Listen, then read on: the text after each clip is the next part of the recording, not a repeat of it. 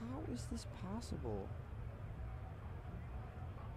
You don't need to use mine, do you? I don't get that. I did a speed test right when I got in here. It was like 200 something. Like, it was fine.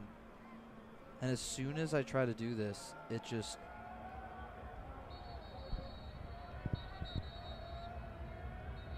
It's got to be your laptop, bro. It has to be. Do you need mine?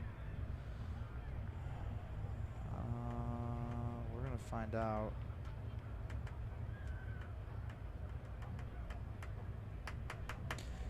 Like, this doesn't make any sense. It says that we're getting like 70 megabits per second. Like, this should be. Your internet connection is very fast.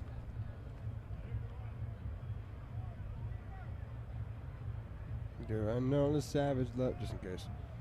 Yeah, pull it up just in case. I don't. Girl, you know the savage love you. Girl, you know the savage love you. And I hope someday I'll change. Gotta pray to God above you.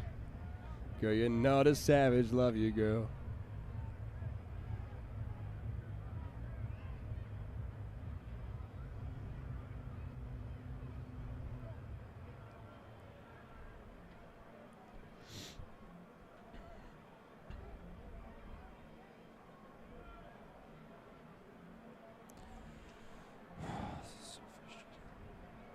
I mean, just want to start it and see how it works? Yeah, let's just do that. Here, keep this over by you.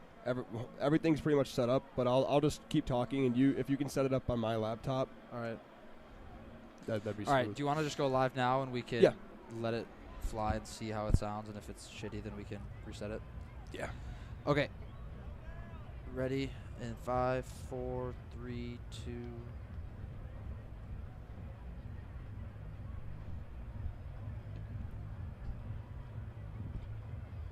Good afternoon from the Big House in Ann Arbor, Michigan. We're at Michigan Stadium for WCBN's coverage of the 2023 Michigan football spring game, where the Maize and the Blue teams will be facing off in an inter-team scrimmage to conclude what was a productive spring of 2023 following Michigan's loss to TCU in the Fiesta Bowl on New Year's Eve 2022. Good afternoon. My name is Zach Linfield alongside my broadcast partner today, Kelin Flynn. We will have your call for the spring game here from the Big House in Ann Arbor, and a scoreboardless Big House. Kelin, the renovations of the scoreboard is going to make this an interesting contest between the Maize and the Blue teams down on the field turf below.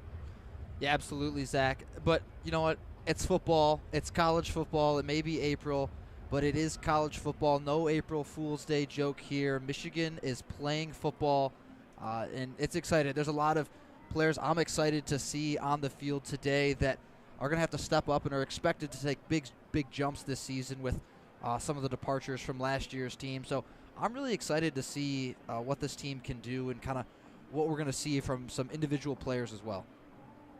You just mentioned there's a lot of returning production from this team from just 1 year ago. I think out of the country, Michigan has one of the highest return rates amongst any Division I school. However, there are still some big-name guys that we will talk about, and we will provide coverage for you throughout the spring game here from Michigan Stadium, and a couple of the big names acquired in the transfer portal. Not a great recruiting class for Jim Harbaugh in Michigan, and that's another thing that we will touch on throughout this football game is the recruiting aspect of things for the Maize and Blue prior to this 2023 campaign, which a lot of people are very hopeful for. A lot of people are throwing out the term national championship or bust for this team as they look to just defend their Big Ten crown after back-to-back Big Ten championships, back-to-back seasons of knocking off their bitter rival from Columbus, Ohio, the Ohio State Buckeyes, and back-to-back appearances in the college football playoff, where Michigan still searches for that first victory in the semifinal round of that national tournament. The Blue team punting away on the field turf below prior to kickoff here, and well, we're going to have some interesting rules, I'm sure. There will be a lot that we see. There will be a lot that we do not see. One thing we know for a fact is that we will not see either of the two-star running backs for Michigan's team today. We will not see Blake Corum. We will not see Donovan Edwards.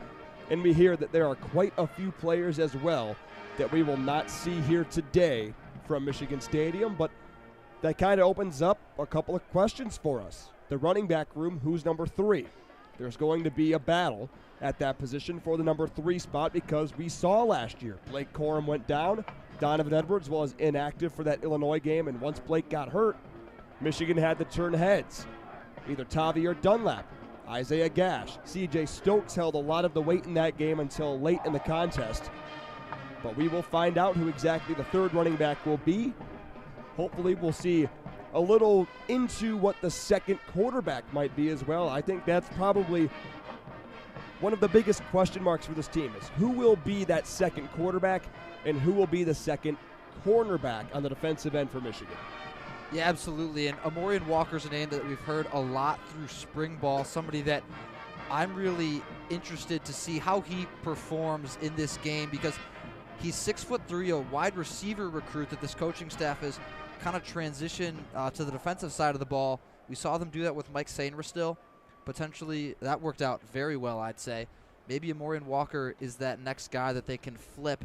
Cornerback 2 is one of the biggest question marks coming into the 2023 season for this team, and Walker has that really prototypical size for the cornerback position, so really interesting to see how he's developed on the defensive side of the ball potentially for Michigan. And that's going to be quite the tall and lengthy cornerback position for Michigan. You just spoke on Amorian Walker, 6'3", 180, and Will Johnson, of course, your boy from Grosse Pointe, 6'2", 194. Will Johnson will also not be dressed and will not play here for Michigan Stadium today in the spring game. Well, Kelin and I are located in the WCBN broadcast booth here for Student Radio at the 35-yard line on the north side of Michigan Stadium. Been battling some somewhat inclement weather today. It hailed this morning, which is perfect for some Michigan football, and then turned into a slight rain. But as you were walking here over from campus, I must have missed the bad part of it, but you said the wind was howling down below, and it seems like that's still the case as we're watching all of the flags here from Michigan Stadium. They seem to be blowing to the southwest, but we have yet to see how that will exactly affect the game. When we were watching the pregame, the blue team was punting away at the end towards midfield, and the ball from a freshman punter sailed about 70 yards. And either that's a really good sign for a team that has an opening at the punting position, or the wind is playing its part. Yeah, it'll be really interesting to see how the wind affects today. You can see the flag really howling, the American flag howling on field here. Outside, it was definitely gusting. On the Inside the Trenches podcast, John